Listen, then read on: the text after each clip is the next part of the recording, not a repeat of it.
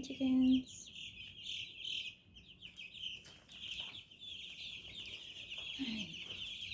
Hey, good morning. Good morning, chickens. So I wanted to talk about how we're keeping baby chicks alive while I take care of the baby chicks this morning. I got my handy dandy list here.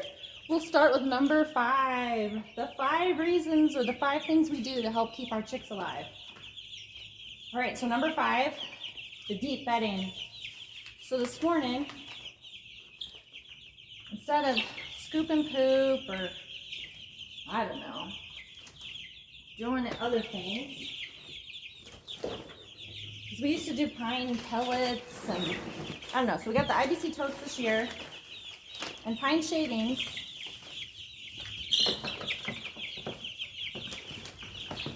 Whoa, guys, careful. So what I've noticed,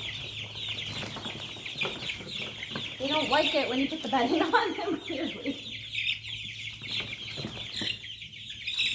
But these guys seem to stink less than the first batch, because we left the bedding from the other guys. And checking for baby dead chicks. There's none today.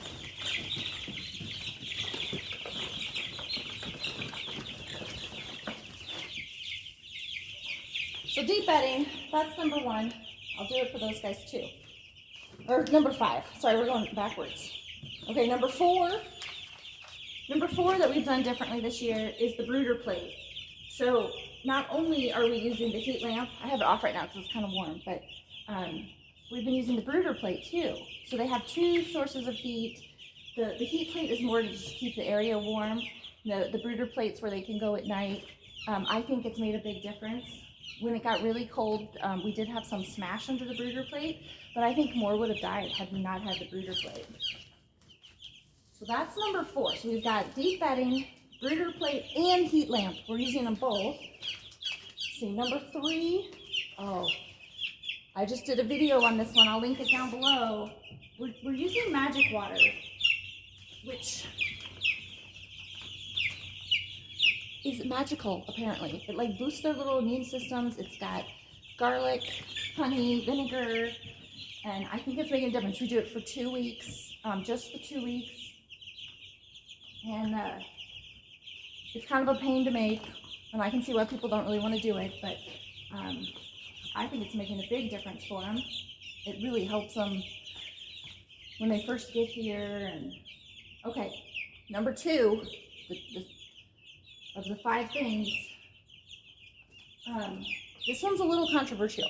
I'm gonna grab a bag.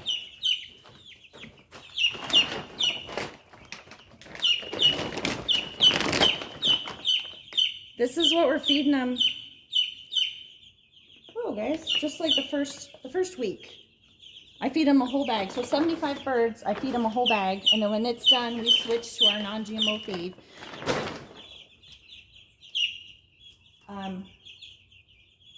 Out of this shipment, we've lost 1, and it was smashed under the brooder plate. So I think it was more of a temperature thing. We're doing really well with feeding the medicated feed. So I'm thinking it's working. Living Traditions recommended it. And like I said, it's a little controversial because I don't want them to have any vaccines or hormones, or not hormones, but any kind of non-GMO. I can't talk about food. I don't want these chicks to have bad food. I want them to have pasture and worms and organic feed as much as possible, but something about that bag of medicated feed seems to help them. And the number 1 thing we've done this year differently for our chicks, we found a closer hatchery. So we ordered out of Iowa from McMurray last year, but it took 2 days for the birds to ship. This year we found a closer hatchery here in Missouri, and it took 1 day to ship. We could drive up and get them. So the closer and the sooner you can get your birds to your house, I think the better they do. We only lost 1 in shipment the first time, none in this batch. So that's what we're doing for our chicks. I hope they help. Those are our 5 things.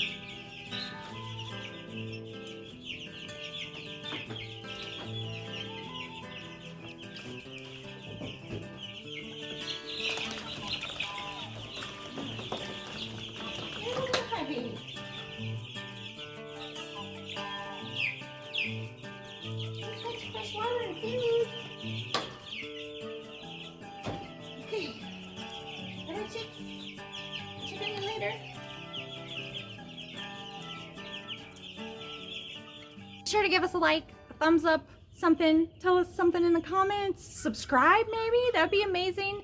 Yeah, thanks for watching again. We'll see you on the next one. God bless.